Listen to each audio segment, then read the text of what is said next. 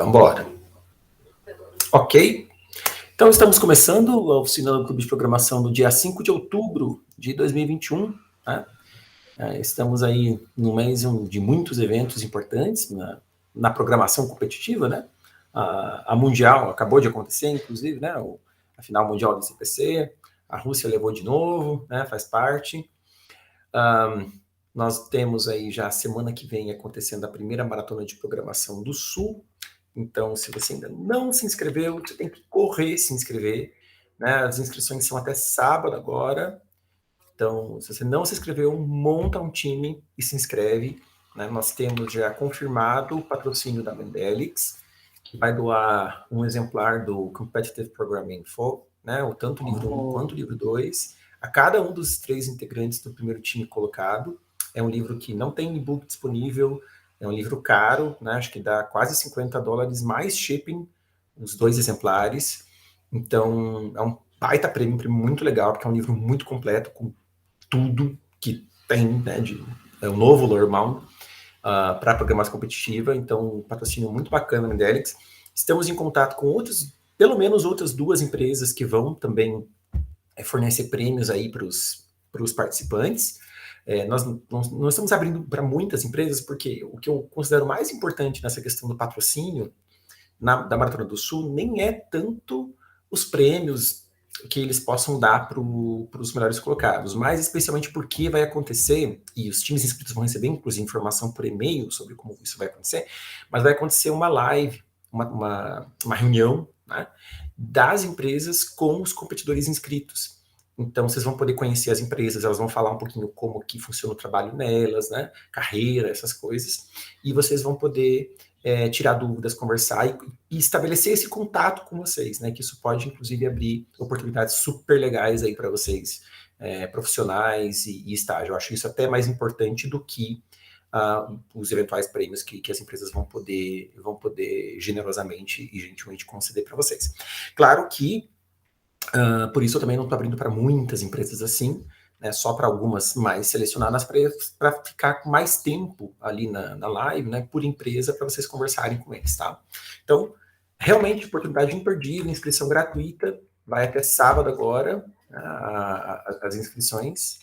Então, tá aqui, ó, inscrição até dia 9 de outubro, monta um time, pega mais 2 caras aí, 2 pessoas, né, e corre ali para se inscrever, tá? Todo mundo que é vinculado a alguma instituição de ensino do sul do país, seja de ensino superior ou até ensino médio, pode participar. A prova tá super legal, tem um monte de gente trabalhando, fazendo uns problemas bem da hora, então fica aí a dica para vocês se inscreverem, né? Pessoal da UTFPR Curitiba precisa preencher esse formulário, que o link está aqui na página do clube, para poder participar da maratona de programação oficial da SBC, tá? Eu também estou deixando o formulário aberto só até o dia 9, para inscrever os times da UTFPR Curitiba na maratona de programação oficial da SBC. A primeira fase, vocês sabem, né, dia 30 de outubro já, e a final brasileira vai ser em Gramado, finalmente em Gramado, né? Lá em março de 2022, tá bom? Bom, é isto.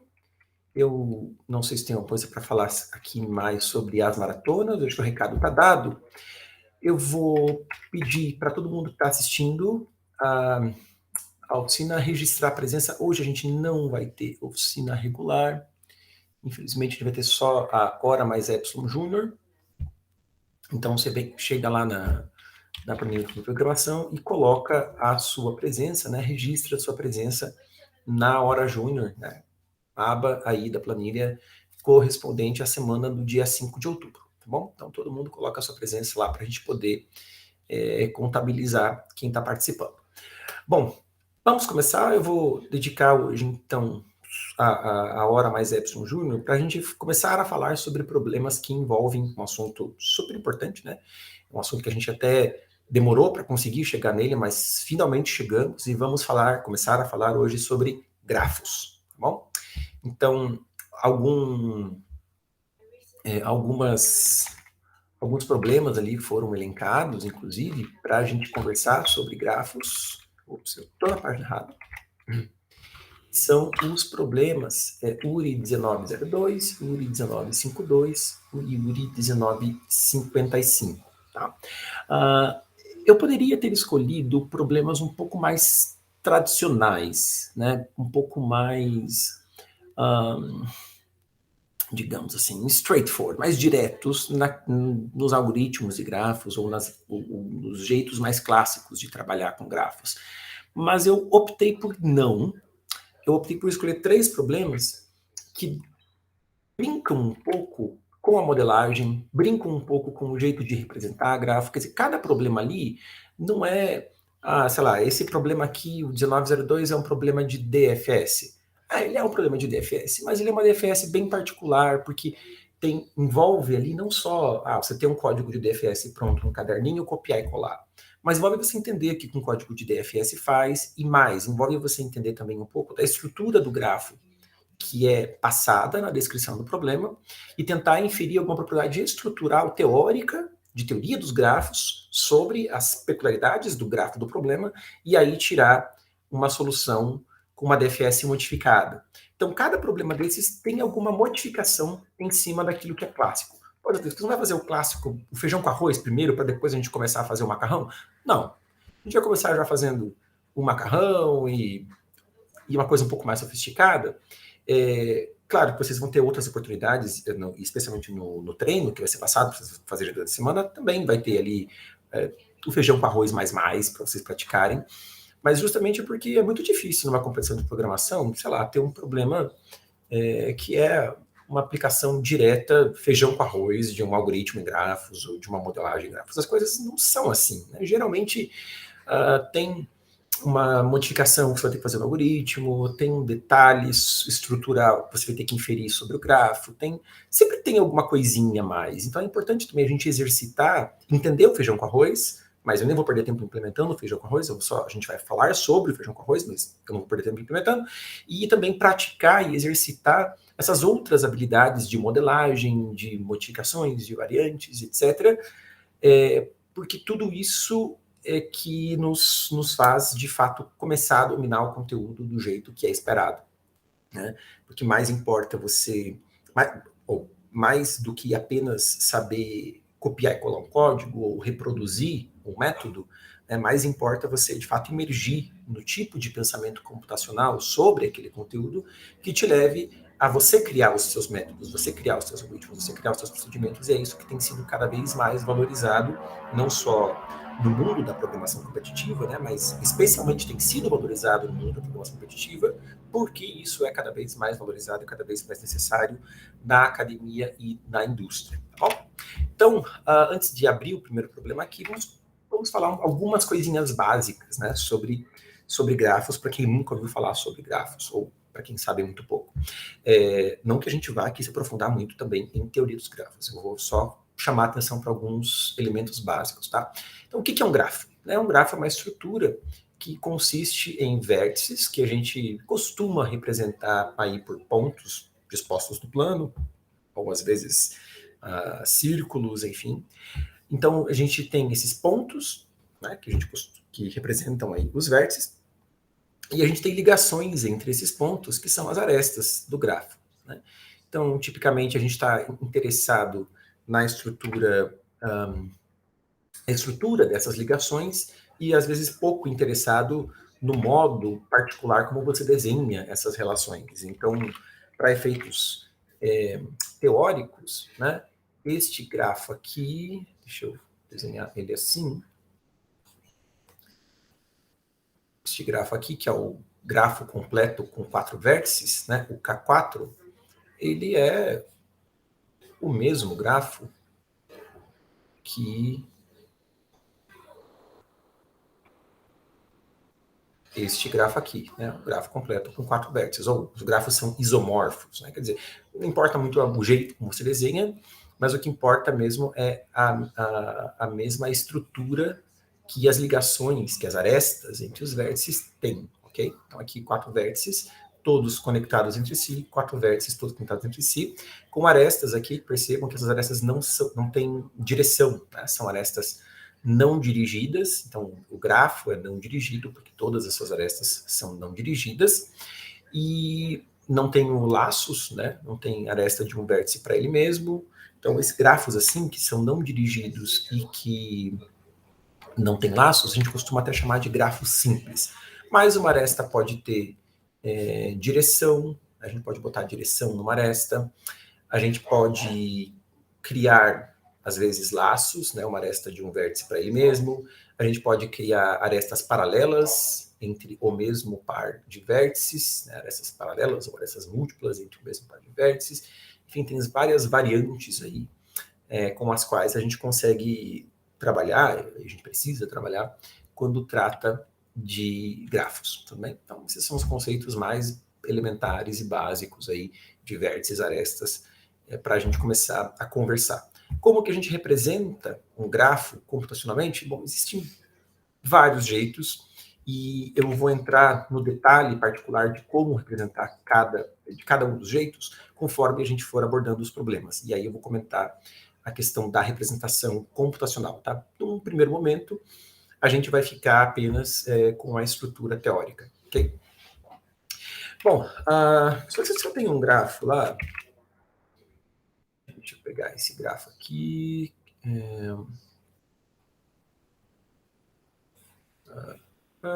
Eu sou péssimo para desenhar, vocês já sabem.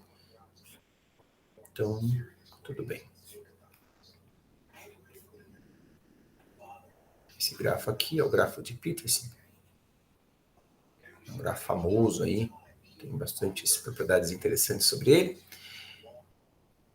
Imagina que você quer visitar todos os vértices do grafo. Você quer caminhar pelos vértices do grafo, garantindo que você passa por todos os vértices exatamente uma vez. Então, eu vou dar nomes aos vértices aqui. Vértice 1, 2, 3, 4, 5, 6, 7, 8, 9, 10. A gente pode fazer essa tarefa de visitar todos os vértices exatamente uma vez, né, percorrer todo o grafo, com algoritmos de busca, como a gente costuma chamar. Né? Então, tem vários tipos de busca também, mas, de um modo geral, uma busca ela tem sempre a seguinte estrutura. Eu começo a busca de algum lugar, que eu vou chamar de origem da busca. Né? Então, vou começar aqui, por exemplo, a busca a partir do vértice 1. Legal? E aí eu inicio um procedimento iterativo, né? Vamos usar essa palavra. E aí inicio a busca, tá? Que vai acontecer, enfim, tá, vou chamar de iterativo, vai. Então, sempre há uma busca, está associada a alguma estrutura de dados. Por exemplo, uma pilha. Então, quando eu começo a busca, quando eu decido começar a busca partindo do vértice 1, eu já coloco esse vértice 1 numa pilha, tá legal? E começo a busca. A cada iteração da busca, a gente vai ver se a pilha, ou a fila, ou a estrutura que for, né, a estrutura da busca, está vazia ou não. Então, se a estrutura não está vazia, o que a gente faz? A gente remove um elemento da estrutura, né, e para cada elemento U removido, a gente verifica todos os vizinhos de U, e cada um deles a gente vai adicionar ou vai inserir na estrutura, ok?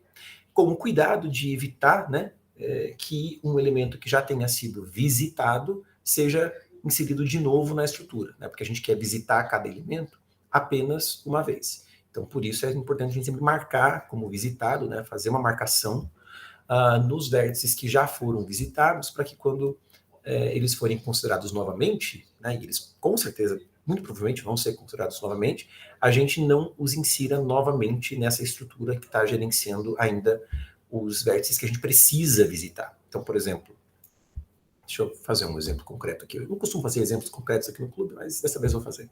Então, quando eu tenho o meu vértice 1, né, na minha pilha, deixa eu lá.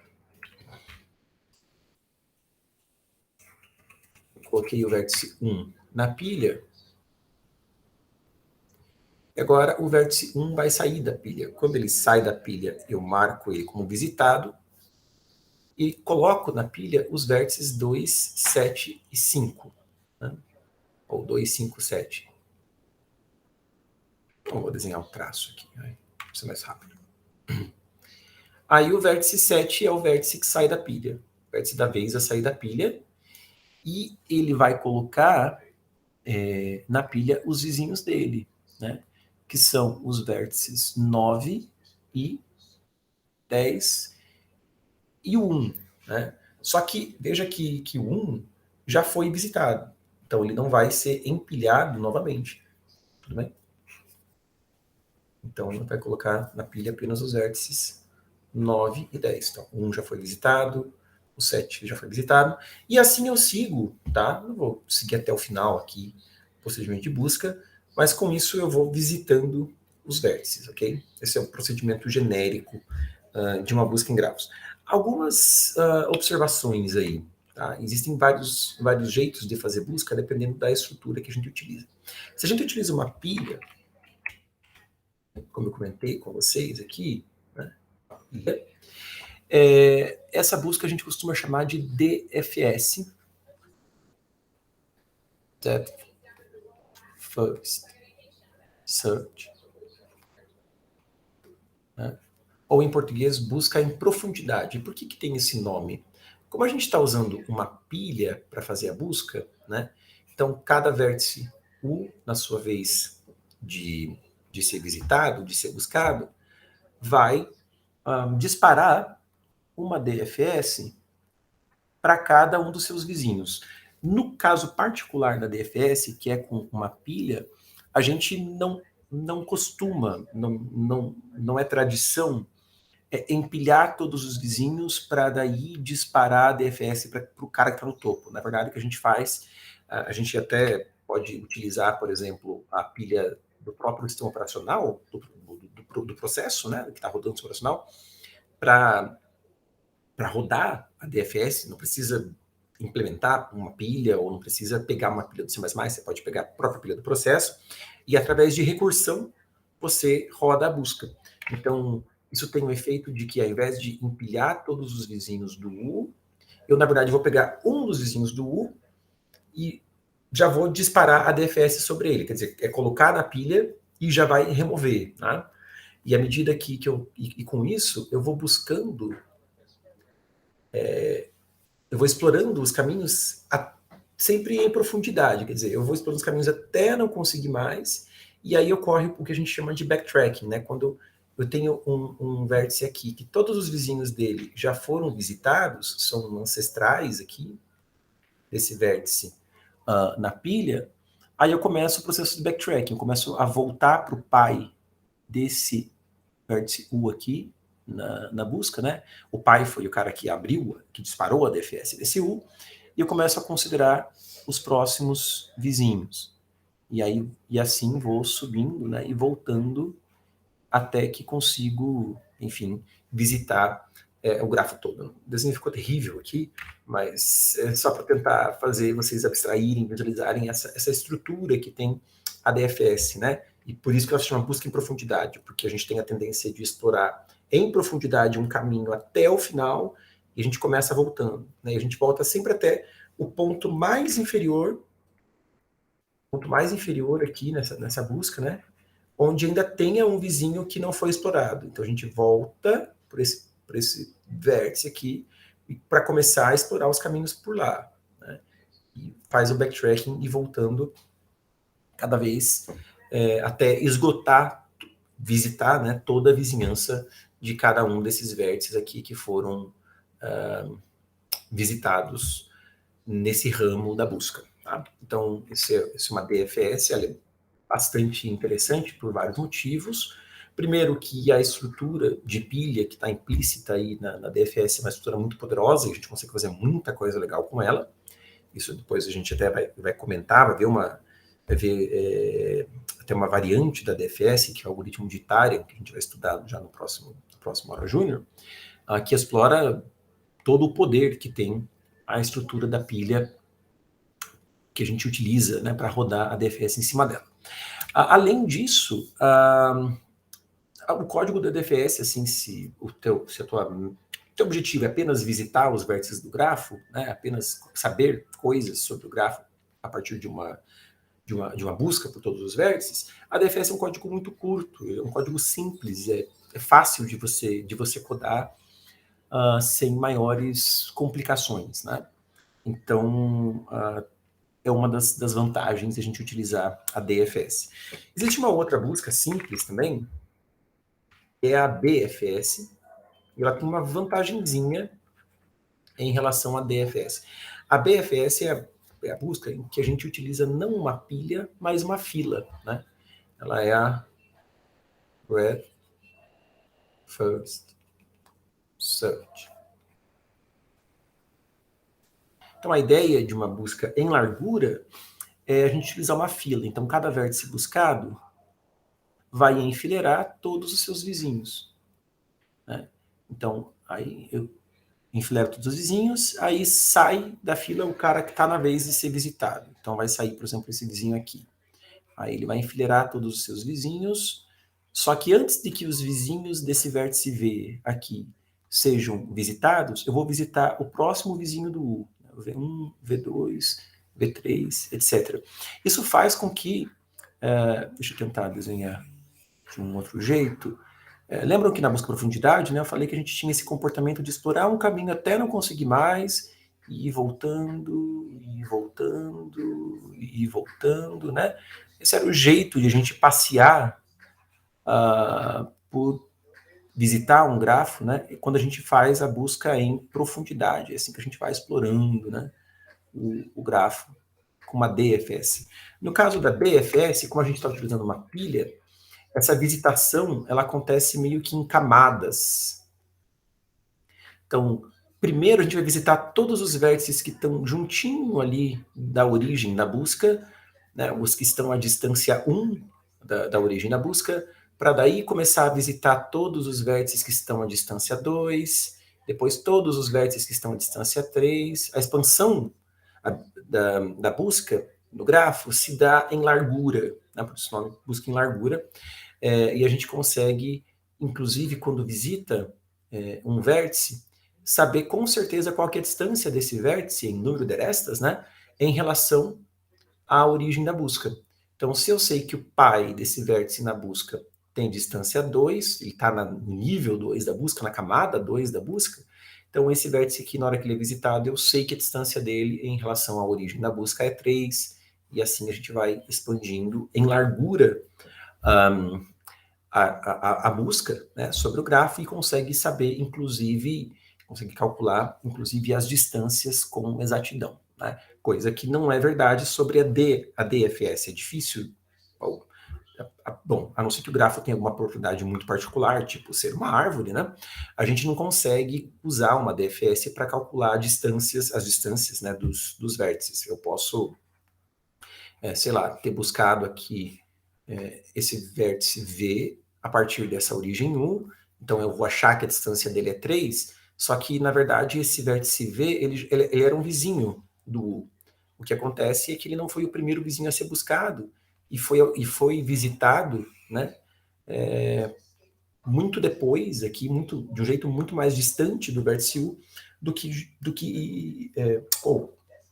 ele foi visitado na busca a uma distância muito maior do vértice U do que a distância real que ele tem do vértice U no grafo. Tá legal? Então, a DFS a gente não utiliza para fazer busca em largura, exceto em casos muito particulares, como eu mencionei, né, o caso de árvores. Eu não queria falar sobre árvores agora, mas vamos falar, né, o que é uma árvore. Uma árvore é um grafo conexo, é um grafo em que para todo par de vértices existe caminho entre aqueles dois vértices, porém sem ciclos, né? Em árvores a gente não tem ciclos. Então, isso aqui, por exemplo, é uma árvore, né? Que é um grafo conexo, existe caminho entre pares, entre qualquer par de vértices, mas não há ciclos no grafo. Então, isso é uma árvore, tá?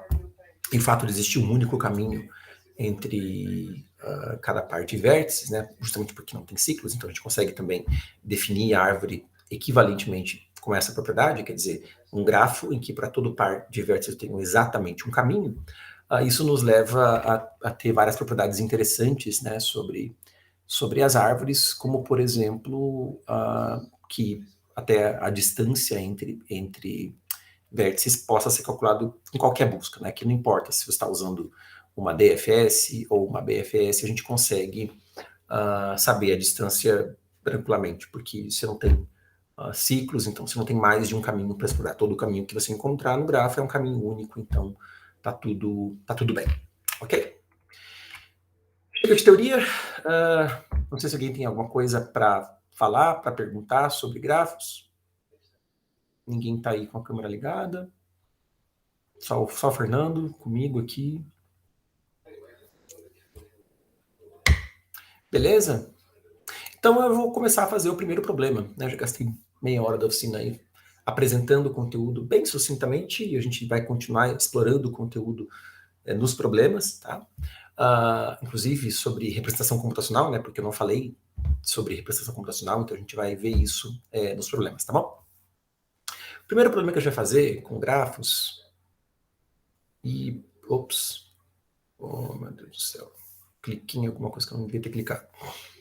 É esse problema aqui, 1902. Olha só, acho que os links estão errados em relação ao que era para ser lá na página do clube.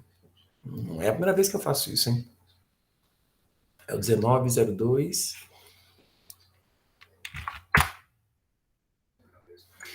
O primeiro problema é esse aqui, né, da ACM. Deixa eu tentar explicar brevemente o enunciado do problema. Então, foi feita uma pesquisa no país com as pessoas solteiras. E se descobriu por essa pesquisa que toda pessoa solteira estava apaixonada exatamente por uma outra pessoa solteira.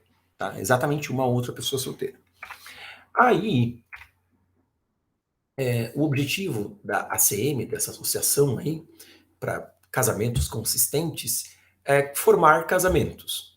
Então, se uma pessoa 1 está apaixonada pela pessoa 2 e a pessoa 2 está apaixonada pela pessoa 1, a gente pode formar o casamento 1-2. Então, essas duas pessoas, 1 e 2, vão formar um casamento. Agora, pode ser que a pessoa pela qual a pessoa 1 esteja apaixonada seja a pessoa 2. A pessoa 2 está apaixonada pela pessoa 3, que está apaixonada pela pessoa 4, etc. Até uma pessoa K, e a pessoa K está apaixonada pela pessoa 1. Então, quando você tem essa situação, é a pessoa 1 apaixonada pela pessoa 2, e a pessoa 2 apaixonada pela pessoa 3, a pessoa 3 apaixonada pela pessoa 4, etc., até uma pessoa K, e a pessoa K está apaixonada por uma pessoa 1, pela pessoa 1, né? Lembrando que cada pessoa está apaixonada por exatamente uma outra pessoa solteira, você pode formar um casamento que consiste nessas K pessoas. Né? A poligamia foi recentemente aprovada no país, então você pode pegar essas K pessoas e elas formam um casamento. Tudo bem, ok?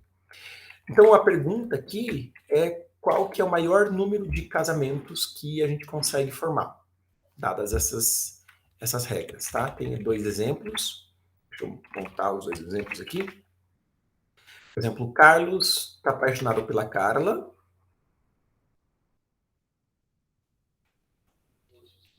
A Carla está apaixonada pelo Carlos. Vejam que o grafo aqui no problema é dirigido, né? As arestas têm direção, importa, porque uma pessoa I estar apaixonada pela pessoa J não implica necessariamente que a pessoa J está apaixonada pela pessoa I. Tá? A Amanda está apaixonada pelo Armando. Amanda apaixonada por Armando. Armando apaixonado pela Artemis. E a Artemis apaixonada pela Amanda. Bom, nesse caso ficou fácil, né? O grafo consiste em dois ciclos dirigidos, né? A gente está interessado aqui em ciclos dirigidos, e a gente pode formar, então, esses dois casamentos, né? O casamento da Carla com o Carlos e o casamento da Amanda com o Armando com a Artemis. Tudo bem? O outro exemplo que é dado aqui é o seguinte: o Luiz está apaixonado pela Louise, a Louise está apaixonada pelo Lucas, o Lucas está apaixonado pelo Luke, o Luke está apaixonado pela Louise e a Lilica está apaixonada pelo Lucas. Nesse caso, a gente só consegue formar um casamento, que é o casamento aqui envolvendo Louise, Lucas e Luke. Né? Então, por isso que a resposta aqui dessa instância é 1. Tudo bem? Alguma dúvida sobre a descrição do problema? Não? Bom, a gente já viu que o problema aqui se resume a contar ciclos. O que a gente quer fazer é contar ciclos num grafo dirigido. Esse problema, de um modo geral, é um problema extremamente difícil na computação, né?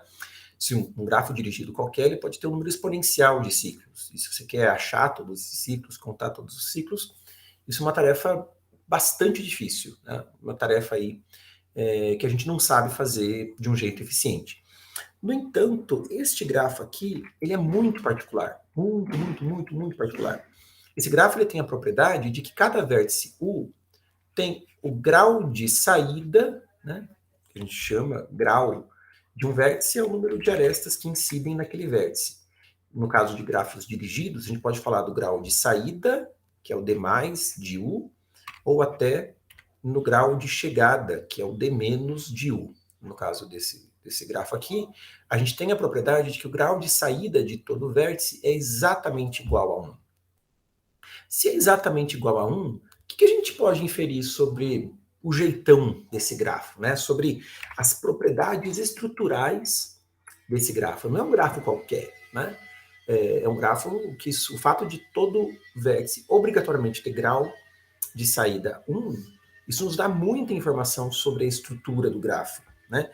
A gente pode, inclusive, concluir uma coisa: tem como um vértice participar de mais de um ciclo dirigido? Tem como isso acontecer? Um vértice participar de mais de um ciclo dirigido ao mesmo tempo? Não, né? Porque como os ciclos têm que ser dirigidos, para um vértice participar de mais de um ciclo dirigindo ao mesmo tempo, ele precisaria ter aí duas arestas saindo, né, do vértice. E cada vértice tem só uma aresta que sai do vértice. Então, de duas uma, né? Ou o vértice não participa de nenhum ciclo, ou ele participa de, no máximo, um ciclo. E uma coisa legal também é que quando a gente pega e dispara uma busca, uma DFS, sobre um vértice, veja, todo vértice dele sai uma aresta, né? Mas esse processo não continua infinitamente, porque a gente sabe que o número de vértices no grafo é finito, né? Então, eventualmente, a gente vai encontrar um ciclo, né? Para toda DFS que a gente disparar sobre um vértice, a gente vai encontrar um ciclo. Então, uma estratégia aqui para resolver esse problema é pega todos os vértices do grafo, dispara uma DFS sobre eles e conta quantos ciclos diferentes foram encontrados. E pronto, né? Então, como é que a gente sabe que a gente encontrou um ciclo num grafo? Ora, isso é muito simples, né? Se eu estou fazendo uma DFS aqui e eu chego num vértice V que já foi marcado como visitado, então beleza, eu encontrei um ciclo. Beleza, encontrei o ciclo.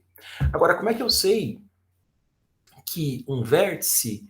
Desculpa, como é que eu sei que o ciclo que eu encontrei é um ciclo novo, um ciclo que eu não tinha ainda encontrado? Bom, isso também é simples. Basta que, sei lá, se essa é a primeira DFS que eu estou disparando, que está visitando todos esses vértices, eu já vou marcando todos esses vértices com o identificador da DFS, né, com 1. Aí, se eventualmente depois, né, eu disparo uma DFS no outro vértice aqui, e essa DFS cai nesse ciclo, nesse mesmo ciclo, essa segunda DFS estava marcando os vértices visitados como 2. Né? a marca que estava colocando nos vértices para dizer que visitou eles era 2. Então ela chega aqui nesse vértice que já está marcado com 1, então ela já vai parar, essa DFS já vai parar, né? E ela sabe que o ciclo que ela encontrou não é um ciclo novo, então ela não vai contar 2 vezes, tudo bem? Então é essa cara aqui que tem esse grafo, né? Ele é um grafo em que a gente pode enxergar como vários ciclos, né? Pelo menos um ciclo com certeza tem no grafo, e um monte de caminhos dirigidos aí que afluem para esses ciclos, né? Você pode ter um outro ciclo aqui e caminhos dirigidos aí que sempre vão afluir para os ciclos, né? Esse é o jeitão do grafo, conforme a gente pode inferir estruturalmente. Tudo bem? Beleza? Dúvidas, perguntas, por enquanto? Não? Bom, antes da gente codar isso daí, tá? A gente precisa falar um pouco sobre representação computacional de grafos. Então, no exemplo específico deste problema, interessa para a gente apenas para cada vértice marcar quem é o vizinho dele. Então, cada vértice U, como tem só um único vizinho, a gente pode, se representa aí os vértices de 0 a n-1, né? A gente pode só criar um vetor, vou chamar aqui de neighbor, né, de vizinho, em que ney de U é o vizinho do vértice U. Então é só um vetorzão mesmo, em que para cada vértice U eu tenho aqui gravado quem é o vizinho V de U, pela aresta direta, né, de U para V. Eu não preciso saber, dado um vértice, quem são os vizinhos por aresta de chegada. Isso não precisa para esse problema, mas poderia precisar, né? Aqui, nesse problema, só é interessante para a gente mesmo saber, dado um vértice U, para onde eu vou, né? A única aresta que sai de U, para onde que ela me leva. Então, eu guardo isso nesse vetor ney, ok? Uma coisa importante aqui é que, claro, isso é muito particular deste problema. Poderia ser o caso de um vértice U ter vários vizinhos V, né? E quando o vértice U tem vários vizinhos V, o que a gente vai fazer é para cada... Bom, tem vários jeitos também de representar grafo, tá? Não é o único jeito. Mas um jeito aí muito bom para algoritmos de busca, e depois eu vou explicar por quê, é a gente representar o grafo através de do que a gente chama, né? De uma lista de adjacências. Então a gente cria lá um array, um vetor, né? LG, que para cada vértice U, eu tenho não o vizinho V do vértice U, até porque pode ser que o vértice U tenha mais de um vizinho, mas o que eu tenho é um vetor, uma lista, né, um vetor de todos os vizinhos V do vértice U. Então, todos esses vizinhos V aqui do vértice U vêm para a lista de adjacências do vértice U. Então, a lista de adjacências do grafo é esse vetor das listas de adjacências de cada vértice. Tá? Não é um vetor de vetores, mas não é uma matriz, né? Porque eu posso ter, às vezes, um vértice que não tem nenhum vizinho, então o vetor dele é vazio, outro vértice aí que tem um vetor bem grandão, porque tem muitos vizinhos, né? Eu atinjo vários vizinhos, vários vértices V a partir do vértice U, então não é uma matriz. Como que a gente implementa isso? Claro, você pode pensar em chutar o pau da barraca e escrever esse vetor de vetores numa matriz, né? Só que você não vai usar necessariamente todas as colunas ou linhas, né? Dessa matriz. Acho que linhas é que eu aqui representei deitado só para facilitar a visualização, mas tipicamente a primeira dimensão representa o vértice e a segunda dimensão representa o iésimo vizinho do vértice U. Tá legal? Então, dependendo do tamanho do teu grafo, se o teu grafo não tem tantos vértices assim, você pode até implementar isso com alocação estática, né? Cria uma matriz estática e escreve lá os vetores associados a cada vértice, não tem problema. Mas pode ser o caso em que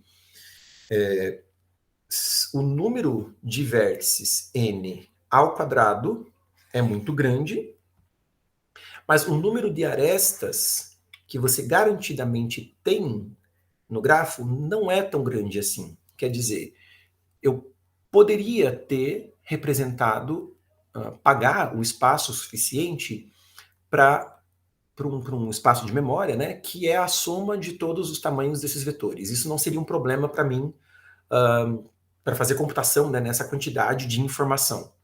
Então, pode ser que o m seja um valor ok para eu pagar, tanto em tempo quanto em espaço. Mas não n ao quadrado. Isso é bem comum, né? Você ter, por exemplo, a garantia de que o número de vértices é 10 na quarta e o número de arestas é 10 na sexta. Né? Então, 10 na sexta é um valor ok para você ter de informação, ter essa quantidade de informação na memória.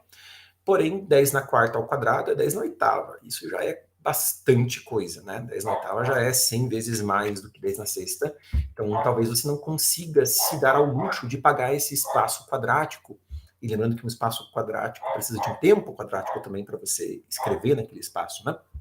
Para você montar aquele espaço. Então, não é só a questão de memória, tem questão de tempo aí também na história. Então, quando é essa situação em que os vetores, em que as listas de adjacências de cada vértice, né, que juntas formam a lista de adjacências do grafo, então quando é o caso em que você precisa que essas listas tenham o tamanho exato que elas precisam ter, a gente precisa trabalhar com alocação dinâmica. Tá? E uma coisa que a gente fala muito aqui no curso de programação é não seja maloqueiro. Né? Não vá ficar dando você os malloc nesses vectors, os realloc para ajustar o tamanho deles de acordo com a necessidade, mas utilize, né, por exemplo, o vector do C++, que já é ali um vetor com alocação dinâmica, né, de tamanho ajustável, e isso já é implementado pela STL, com todos os gerenciamentos de alocação e realocação de memória já feitos, tá bom? Bom, então já falei aí de uma primeira estrutura para representar grafo, que é a lista de adjacências, né? Quanto custa fazer uma busca num grafo? Então, se um grafo aí tem n vértices e m arestas, então n vértices, m arestas, o que vai acontecer? Para cada vértice U, eu vou buscar todos os D de U vizinhos do vértice U. Né? D de U, inclusive, é o tamanho lá. Agora eu vou desenhar a lista assim, só para a gente mudar um pouco a ótica, né? Então aqui está a minha lista de adjacências do grafo G. Então eu sei lá que para cada vértice U, eu tenho exatamente D de U vizinhos. D de U é o tamanho da lista de adjacências do vértice U. Né? Então, para cada vértice U, eu vou pagar um tempo constante, né, proporcional. Desculpa, eu vou pagar um tempo constante para cada vizinho do vértice U. Né? Então, com isso, o tempo total de uma busca num grafo, sendo uma busca que está aí sendo executada, né, sobre um grafo que está representado por uma lista de adjacências, isso vai dar a soma para todo o vértice U do grau de U. Né?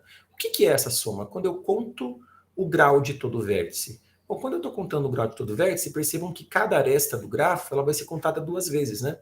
Uma vez quando eu considerar um extremo da aresta e outra vez quando eu considerar o outro extremo. Então, isso vai ficar duas vezes o número de arestas. Ou seja, uma busca aí num grafo é O de M, né? O do número de arestas.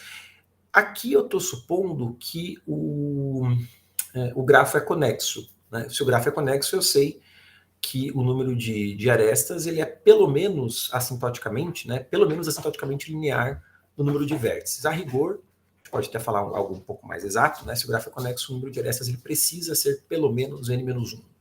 Então, m é pelo menos n, né, mas m pode ser inclusive até n ao quadrado, no caso de eu ter um grafo completo em que todos os vértices estão conectados uns com os outros, tudo bem? Porém, nem sempre é o caso de o grafo ser conexo. Né? Às vezes eu quero buscar um grafo todo, mas o grafo é composto aí por várias componentes conexas, como a gente chama, então talvez eu precise disparar várias buscas, uma para cada vértice, né? No pior caso. Então, eu pagaria um tempo O de N. Né? Com certeza, eu vou pagar para percorrer todo o gráfico, pelo menos um tempo O de N. Então, a complexidade da busca ou vai ser O de M ou vai ser O de N, o que for maior. A gente costuma até representar isso por O de N mais M, né? Que é uma complexidade linear no número de vértices ou no número de arestas, o que for maior. Ah, mas aqui está um mais, não está um max. Aqui, bom, na notação assintótica, você colocar um max ou você colocar um mais não faz diferença, né? É essencialmente a mesma coisa pelas propriedades da notação assintótica O, ok? O que importa aqui é que esse n vezes m ele é linear, isso a gente chama de uma complexidade linear no tamanho do grafo.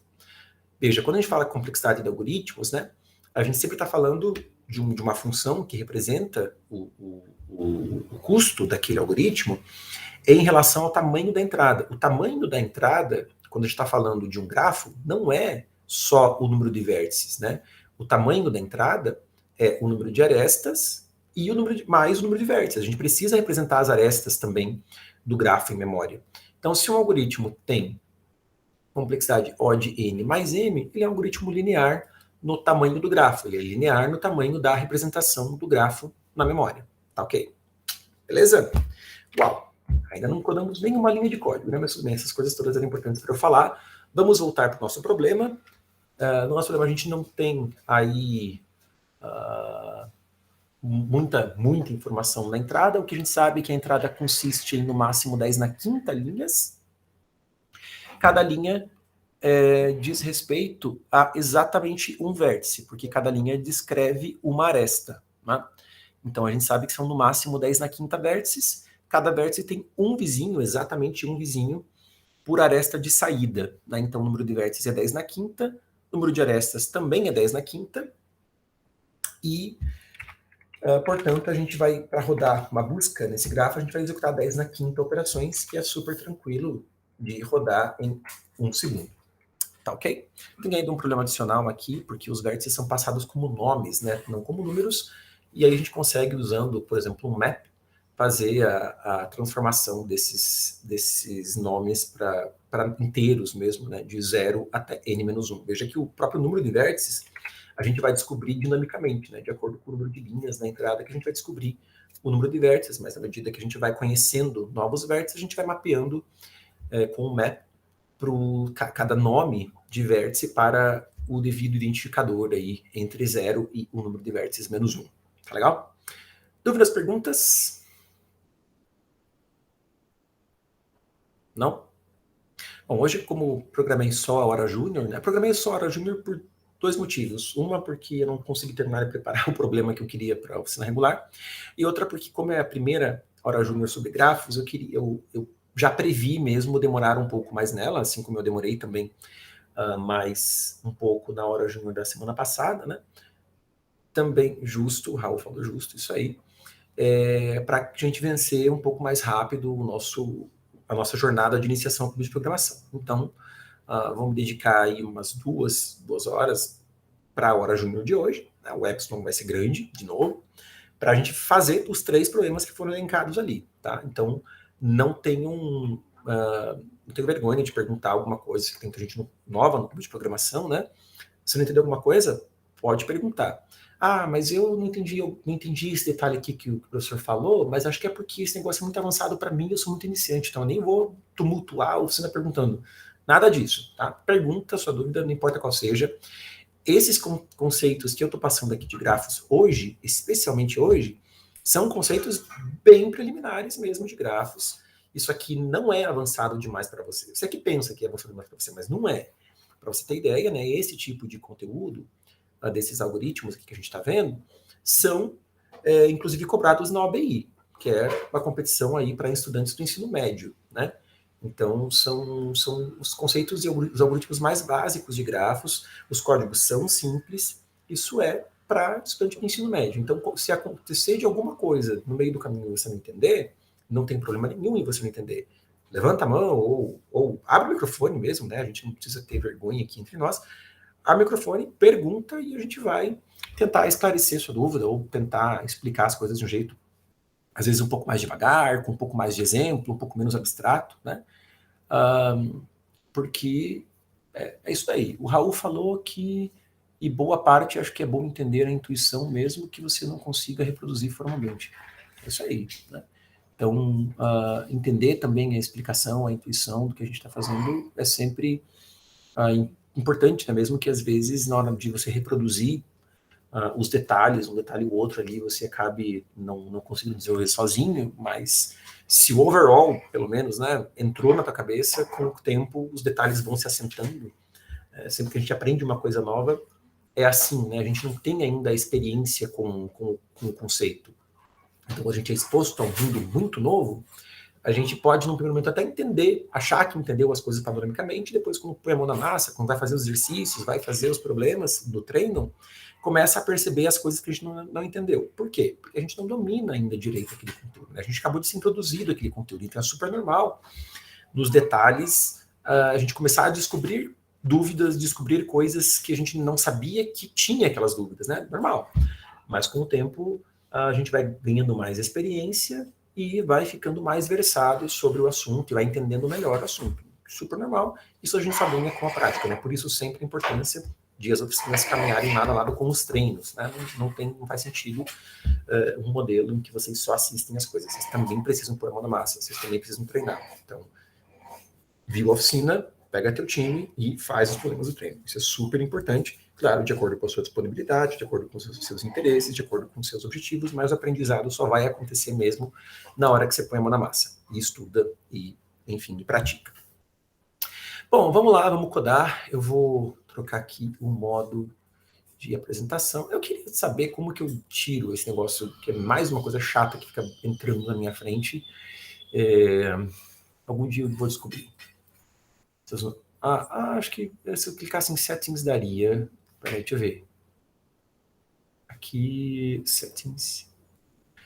Notificações. E eu quero fazer que o Google Meet não fique botando as notificações chatas na minha frente. Então, será que se eu só bloquear vai funcionar? Acho que sim, né? Acho que sim. É só notificação. Então, vamos ver se funciona. Legal. Não vou interromper a gravação, não. Eu vou alternar o modo de apresentação. Estou atrapalhado hoje, hein? Para variar. Uma janela. E. Beleza. Esse está no meu fundo. Deixa eu mover meu terminal para cá, que eu consigo ver vocês também. E beleza, vamos lá. O meu diretório TNP. TNP. E esse é o URI 1902. 1902.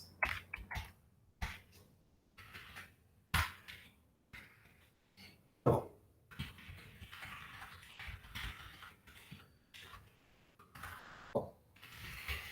Vamos deixar algumas coisas globais aqui, que no fundo é o que a gente quer montar, né? A gente quer montar o grafo. Montar o grafo, às vezes, é um problema dentro do problema. Né? Às vezes você tem que resolver um problema sobre grafos e montar o grafo já é um problema. Nesse caso é um probleminha, né? Porque tem que fazer esse mapeamento aí das strings para vértices, etc. Então eu sei que eu vou precisar aí do número n de vértices, né?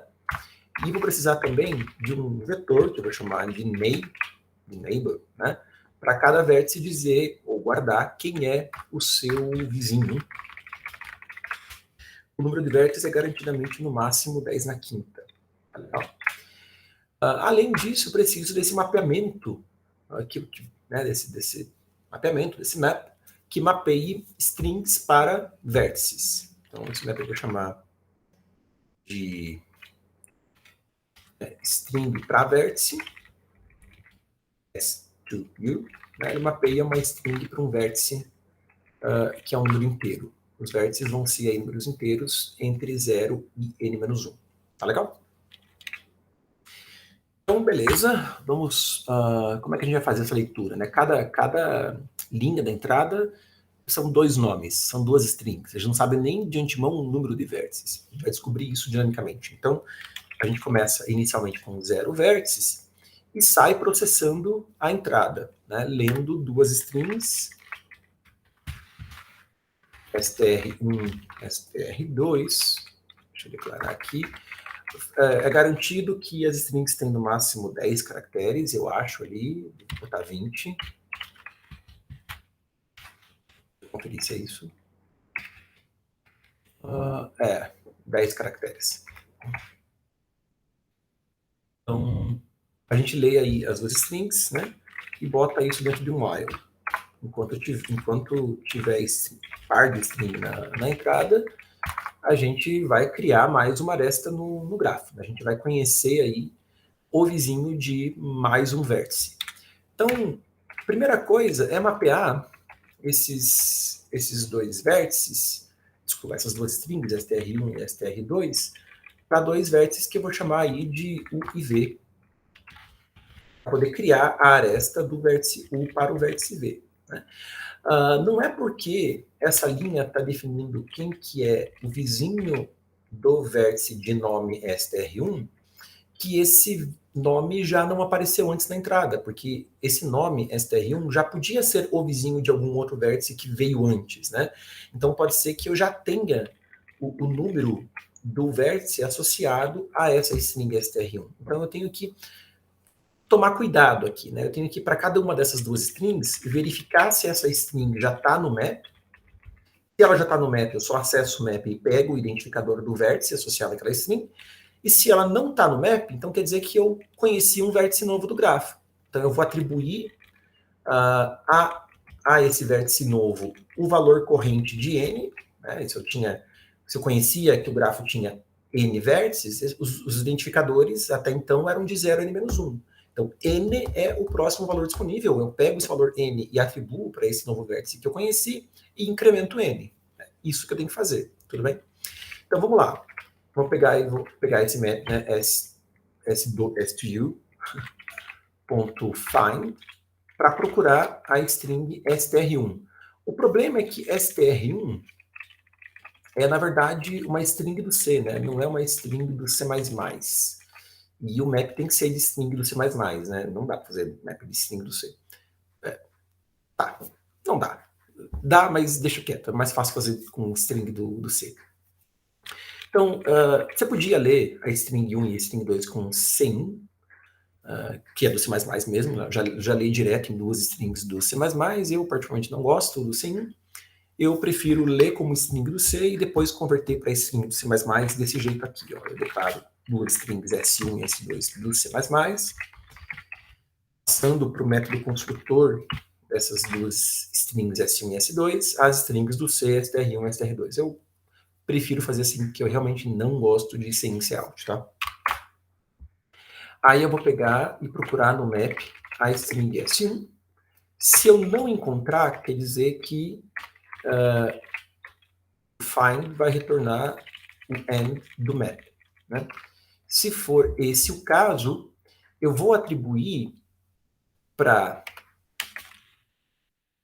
S2U S1, quer dizer, eu vou mapear a string S1 para o valor N. Né? Então, vou fazer isso com um ternarinho. Geralmente eu faço esse tipo de coisa com ternário mesmo. Quer dizer, se é uma string nova, mapeia o S1 para o valor N e incrementa o valor N. Se não,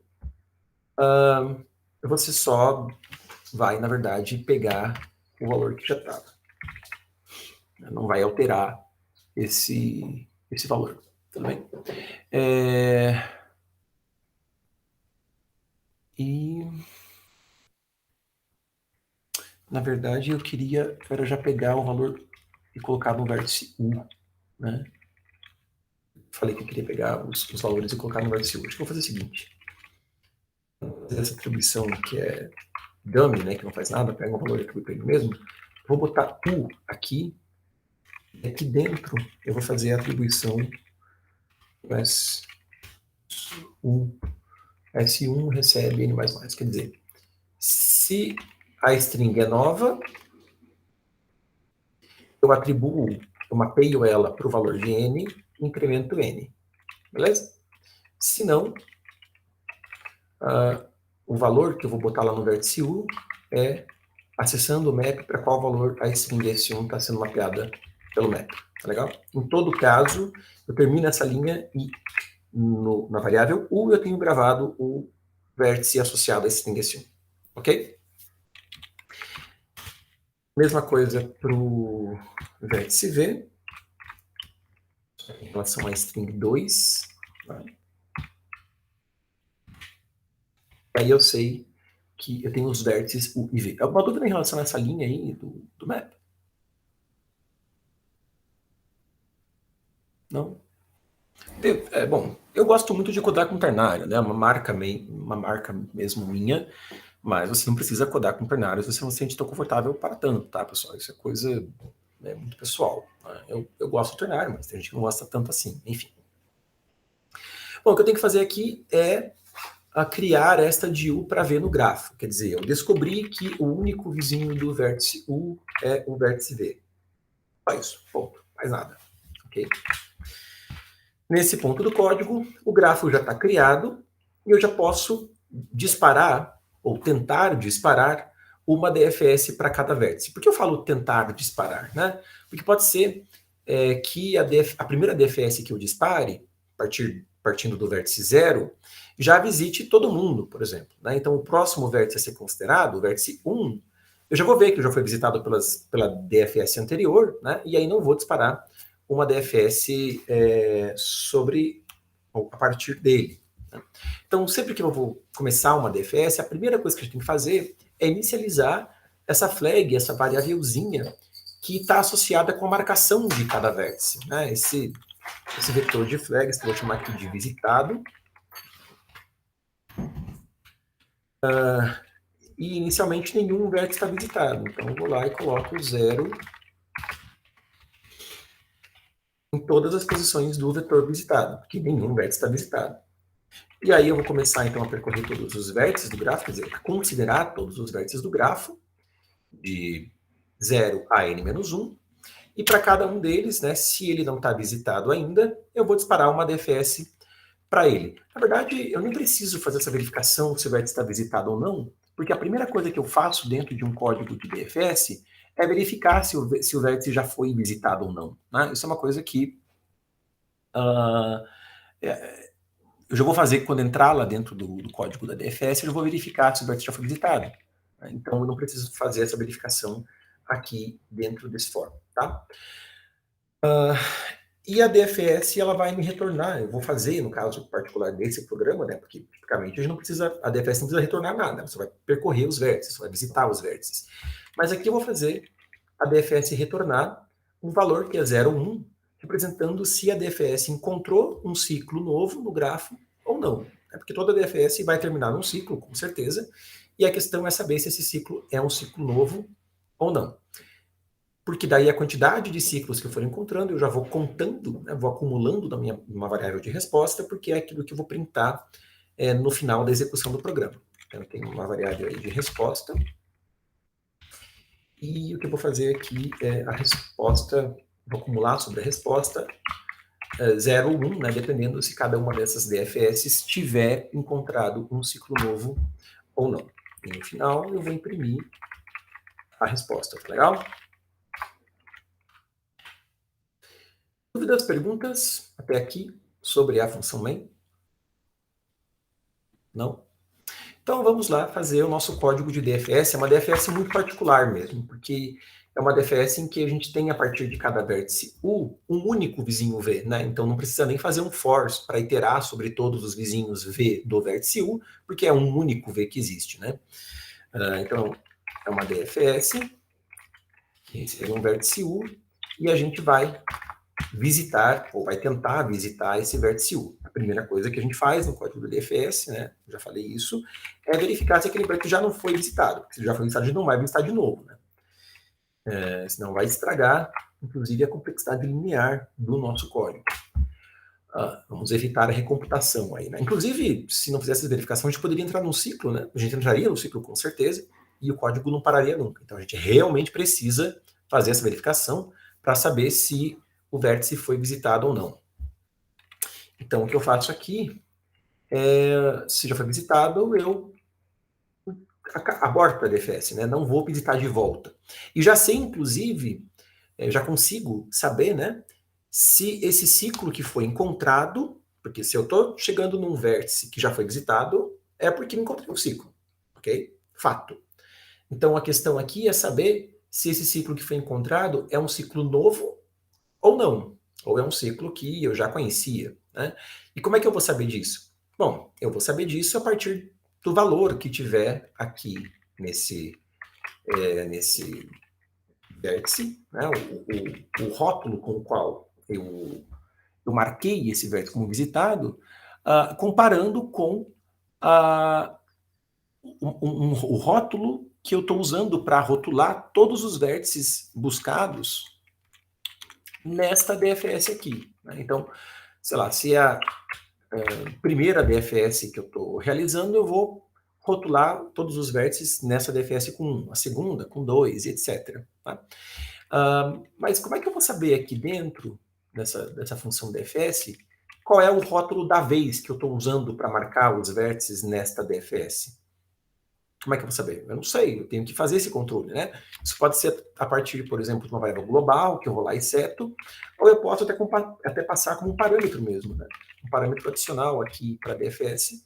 Eu passo um valor 1, 2, 3, que é o rótulo que eu quero que seja usado para marcar os vértices como visitado daquela DFS. Eu não posso usar o valor 0, porque 0 representa que o vértice não foi visitado. Então eu quero começar essa contagem de 1 para frente mesmo. Posso colocar aqui o mais 1, né? O mais 1 para ir marcando os vértices como visitados de acordo com esse rótulo específico. Então, se o vértice U já foi visitado e marcado com o rótulo L, que é o rótulo da vez, quer dizer que este ciclo aqui é um ciclo novo, eu retorno 1. Se não, quer dizer que é um rótulo anterior, né, de alguma DFS anterior, então não é um ciclo novo, eu retorno 0. Tudo bem? Veja que se o rótulo é o rótulo da vez, eu com certeza encontrei um ciclo num vértice que faz parte desse ciclo, né? A gente foi marcando tudo lá com 1, daí 1, cheguei de novo num vértice que está rotulado com 1. Então, com certeza, esse vértice, eu encontrei um ciclo, né, novo, e esse vértice onde foi identificada a ocorrência desse ciclo faz parte do ciclo. Mas poderia ser o caso na segunda DFS, na DFS 2, eu estou fazendo com o dedo aqui, né? Porque eu estou com preguiça de alternar o modo de apresentação e ir lá para o Krita, mas vocês estão visualizando. Imagina que eu estou num afluente aqui, desse mesmo ciclo, tá legal? Só que esse afluente, ao invés de dar no ciclo, ele dá no afluente dos vértices que estavam rotulados com 1, ó. Os vértices que estão rotulando com 2, 2, 2, 2, 2, ele dá nesse afluente dos vértices que estavam rotulados com 1, e todos eles daí vão lá para o ciclo 1 que eu já encontrei. Então, tudo bem, se eu estou chegando num vértice que está visitado, e está visitado com 1, eu encontrei um ciclo que já tinha sido encontrado, mas num vértice que não necessariamente faz parte do ciclo. Essa que é a moral da história, tá? Tá, eu vou largar a mão de ser preguiçoso. Deixa eu desenhar isso, porque eu sei que com os meus dedinhos ali ficou confuso. Foi uma droga, né? Sorry, guys. Então vamos fazer coisa decente aqui. Então a questão aqui é a seguinte, né? Eu fui rotulando os vértices com 1, 1, 1. Aí, até o momento que cheguei num vértice que estava rotulado com 1, essa é a DFS que eu estou usando os rótulos 1, então eu de fato encontrei um ciclo novo. Na segunda DFS, que eu vou rotulando os vértices com 2, né? 2, 2, 2, estou rotulando tudo com 2, porque é a DFS de número 2. Eu não necessariamente chego num vértice que faz parte desse ciclo, né? Pode ser que eu chegue nesse vértice aqui. Nada impede, né, de eu ter mais afluentes que dão N afluentes que dão no ciclo. Eu sei que a partir de cada DFS eu chego no ciclo, mas pode ser que eu identifiquei já o ciclo num vértice que não faz parte do ciclo, quando é o caso de o ciclo já ter sido encontrado em alguma DFS anterior, que é o caso, tá bom? É só para vocês não ficarem achando, né, que sempre você vai dar diretamente num ciclo, né? Pode ser que você dê em algum afluente de um ciclo já encontrado, caso não seja um ciclo novo, tudo bem? Acho que esse pensamento, essa abstração estrutural é importante a gente sempre fazer. Alguma dúvida, pergunta? Não? Bom, então, o código está aqui até o momento, a gente tem que concluir. Eu tenho que afinar. Ai, meu Deus do céu. Alternar o modo de apresentação.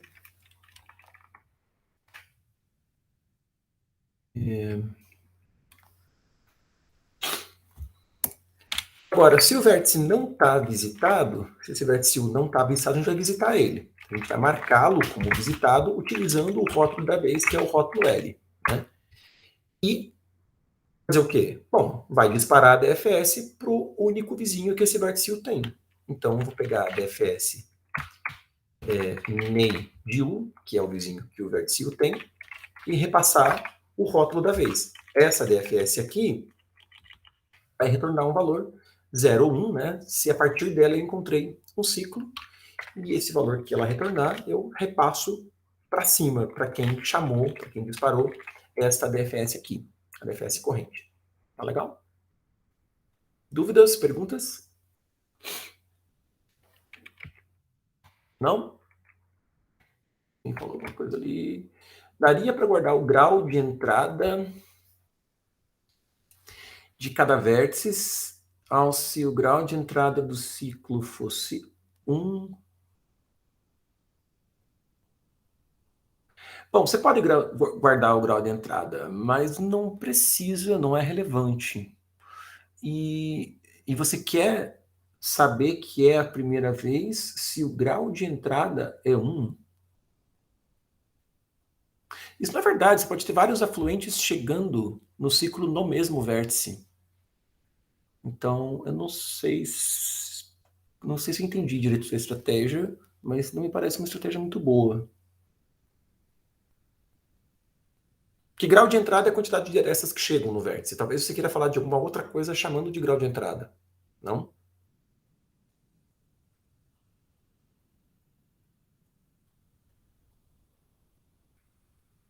Esperar escrever. Pedro?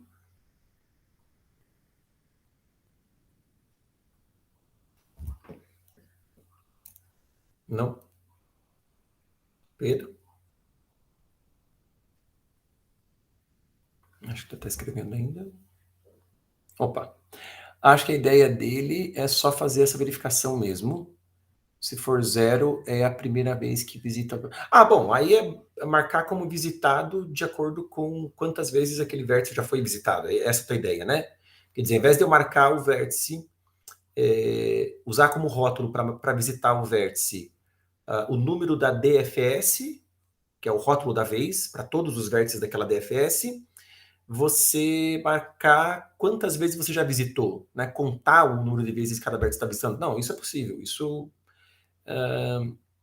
Isso é possível, porque daí você sabe que se esse vértice é a primeira vez que... Bom, se ele já foi visitado só uma vez, não dá, né? Porque se eu cheguei num vértice que já foi visitado antes, e ele está marcado com 1, quer dizer que ele foi visitado só uma vez. Então, eu estaria visitando ele pela segunda vez. Só que pode ser que essa uma vez não foi na DFS corrente, talvez tenha sido numa DFS anterior. Então, não necessariamente eu achei um ciclo com a sua estratégia. Não, o grau de entrada é a quantidade de arestas que chegam num vértice. É uma informação estrutural do grafo, que não varia de acordo com a execução da busca. Tá? Agora, um contador para o vértice, né, de quantas vezes foi visitado, não parece ser uma boa ideia. Por isso que eu falei, né, o fato de eu estar visitando um vértice pela segunda vez, não significa que a primeira vez em que esse vértice foi visitado foi na DFS corrente. Pode ser que ela tenha sido numa DFS anterior, e aí eu não tenho necessariamente um ciclo novo, tá bom? Pensa nos afluentes, né? Por exemplo. Pode ser que um vértice faça parte de um afluente, então na primeira DFS eu visitei aquele vértice uma única vez, na segunda DFS eu dei naquele vértice, eu cheguei naquele vértice. É a segunda vez que eu estou chegando nele, mas eu não estou identificando um ciclo novo. É exatamente o desenho que eu acabei de fazer agora no Krita ali. Tá legal? Opa, tranquilo, Raul. Vai lá, fique bem, se cuide, tá bom? Abraço. Gente, eu vou agora então testar e compilar, etc.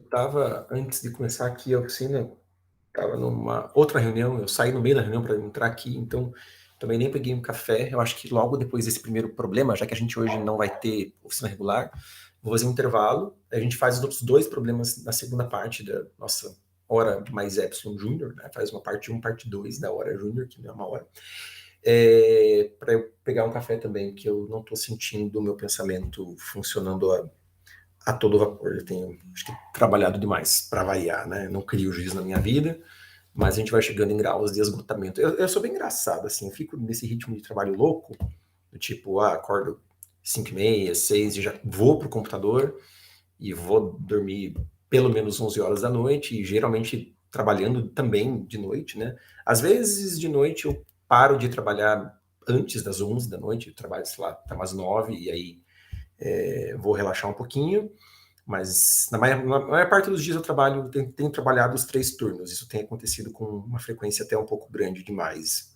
Mas chega um nível assim, chega um dia em que eu entro em colapso, eu já não funciono mais nada, trava meu pensamento, eu preciso dormir um pouco, descansar algumas horas para conseguir continuar. Então, estou chegando nesse nível. Mas, enfim, isso também fica a lição para vocês, de se cuidem, descansem, gerenciem, melhor o tempo para descansar, porque isso não é legal, né? A gente tem que se cuidar. Bom, vamos lá. Nem sei por que a gente tem assunto, enfim. Tudo por causa dessa maratona do Sul, que vai ser bem legal. Dar trabalho para organizar, mas vai ser legal. Vocês vão gostar. Nossa, um monte de erros. S1 não foi declarado, mas está aqui. Falta um using namespace. Sim. Eita, valeu. Nenhum erro. Vou ter aqui uma entrada.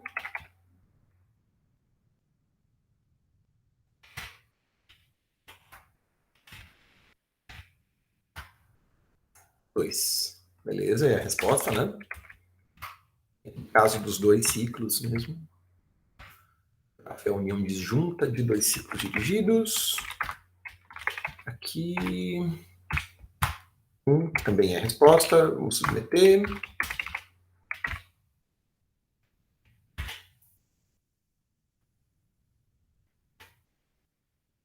Antes de submeter, fazer um comentário aqui, né? Eu vejo que a DFS nossa deu muito curta.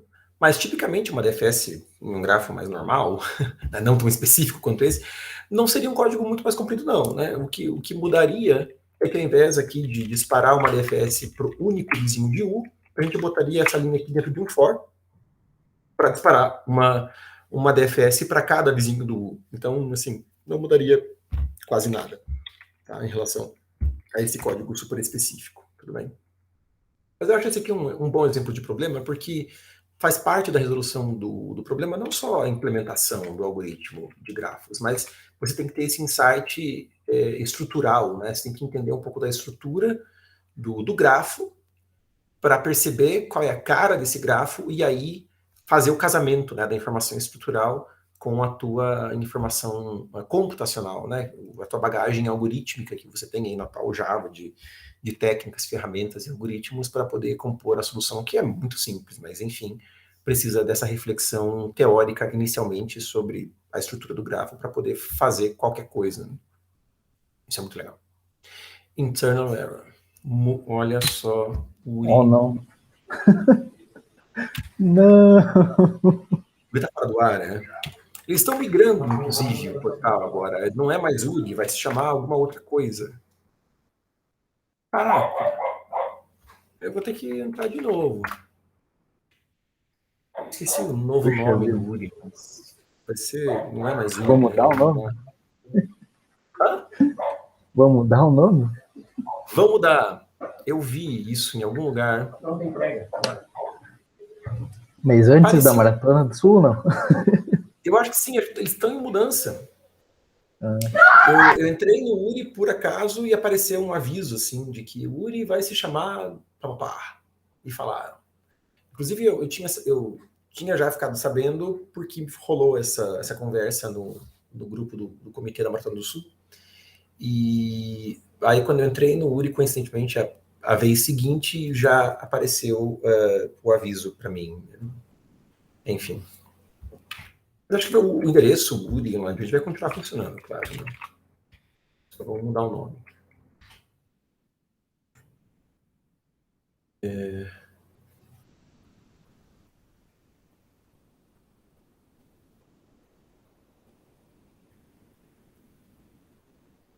E passou, tá bom? Pessoal, agora são 18 horas. Vamos fazer um intervalinho até umas 18h15, 15 minutos de intervalo. Depois a gente continua, então, a segunda parte da oficina, tá bom? Um abraço, até mais. Vou pausar aqui a gravação. Até logo, então.